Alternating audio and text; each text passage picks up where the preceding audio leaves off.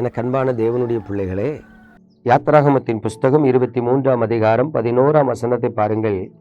7ஆம் வருஷத்தில் உன் ஜனத்தில் உள்ள எளியவர்கள் புசிக்கவும், மீதியானதை வெளியின் ஜந்துக்கள் தின்னவும் அந்த நிலம் சும்மா கிடக்க விட்டுவிடுவாயாக. உன் திராட்சை தோட்டத்தையும் உன் ஒலிவ தோப்பதையும் அப்படியே செய்வாயாக. பிரியமானவர்களே, பழைய ஏற்பாட்டு காலத்தில் பிதாவாகிய தேவன் தமது பிள்ளைகளுக்கு சொன்ன பிரமாணங்களில் முக்கியமான ஒரு காரியத்தை சொல்றாரு. என்ன சொல்றாங்க அப்படின்னா, உனக்குன்னு திராட்சை தோட்டமோ ஒலிவ தோப்போ இருக்குன்னு வச்சுக்க, 6 வருஷம் நல்லா அதுல நீ விவசாயம் செஞ்சு அதை பலனை நீ அனுபவிக்கலாம். 7ஆவது வருஷம் அந்த நிலத்தை நீ அப்படி விட்டுரு. திராட்சை செடி இருந்தாலும் சரி, ஒலிவ தோப்பு இருந்தாலும் சரி, அதை நீ என்ன பண்ணாத, அப்படி விட்டுரு. அதுல தன்னால காய்க்கிற பழங்கள் அது மிருக ஜீவன்கள் சாப்பிடட்டு, ஏழை எளிய மக்கள் அதை பறிச்சு சாப்பிடட்டு. ஆகவே 7ஆவது வருஷத்தை நீ அதுல உள்ள பலனை அறுத்து உனக்குன்னு சொந்தமாக்கி கொள்ளாதேன்னு ஒரு ஆலோசனை கொடுக்கிறேன். கவனிங்க, நமது தேவன் ஏழை எளியவர்களை விசாரிக்கிற ஒரு தேவன். அவர்களுக்கு உதவி செய்ய வேண்டும் என்பதை ஆதி காலம் முதலே சொல்லிக் கொண்டு வருகிறார்.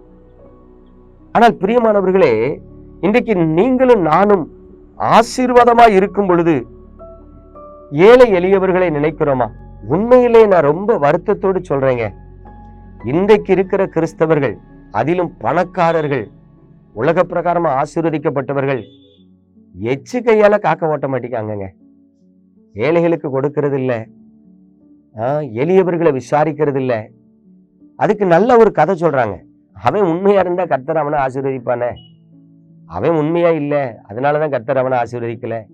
நான் ஆசீர்வதிக்கப்பட்டிருக்கேன், இது எனக்கும் என் பிள்ளைகளுக்கும், நான் தூக்கி அவனுக்கு கொடுக்கணுமோ? நான் நினைக்கிறேன், இப்படி யாரெல்லாம் சொல்றாங்களோ அவங்கெல்லாம் சத்தியத்தை அறியாதவர்கள்.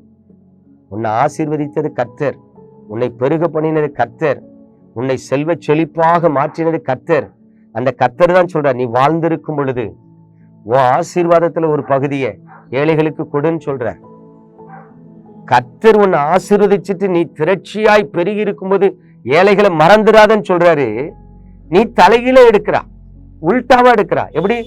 நான் உண்மையா இருக்கேன், கர்த்தர் என்ன ஆசீர்வச்சிருக்கிறாரு, அவன் உண்மையா இல்ல, அதனாலதான் கர்த்தர் அவனை தரித்திரனா வச்சிருக்காரு. இல்ல, உன்னை ஆசீர்வச்சது ஏழைகளை விசாரிக்க, ஏழைகளுக்கு கொடுக்க. பிரியமான தேவனுடைய பிள்ளைகளை, நான் இருக்கிற பட்டணத்துல இன்னும் நான் பல இடங்கள்ல பார்த்திருக்கிறேன். கர்த்தர் சில குடும்பத்தை ஆசீர்வச்சு மேன்மையா உயர்த்தி வச்சிருப்பார், செல்வ சீமான்களா இருப்பாங்க.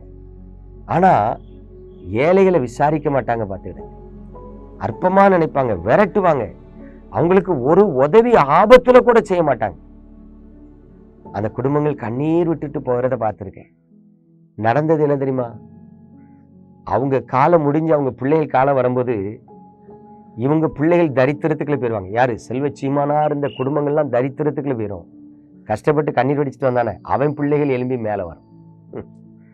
எத்தனை குடும்பம் ஏழைகளை விசாரிக்காததுனால சீரழிஞ்சிருக்கு தெரியுமா? வீடு கூட இல்லாம பெரிய பெரிய பணக்காரர்களுடைய பிள்ளைகள் இன்னைக்கு வாடகை வீட்லயும் ரோட்லயும் இருக்காங்க தெரியுமா? காரணம் என்ன? கண்ட சகோதரன் இடத்துல அன்பு கூறாமல் ஏழைகளை விசாரிக்காமல் போன. நீ இன்னைக்கு ஏழைகளுக்கு கொடுக்காம இருதயத்தை கடினப்படுத்தலாம், வேண்டானே ஆண்டவர் சொல்ல மாட்டார். ஆனா நாளைக்கு உன் பிள்ளைகளுக்கு ஒண்ணு இருக்க. எனக்கு அன்பான தேவனுடைய பிள்ளைகளே, கர்த்தர் உங்களை ஆசீர்வதிச்சு பழுகவும் பெருகவும் பண்ணியிருப்பாருன்னா ஏழைகளுக்கு திக்கற்ற பிள்ளைகளுக்கு கொடுங்க. அதுதான் உங்களுக்கு ஆசீர்வாதம். ஜெபிப்போமா?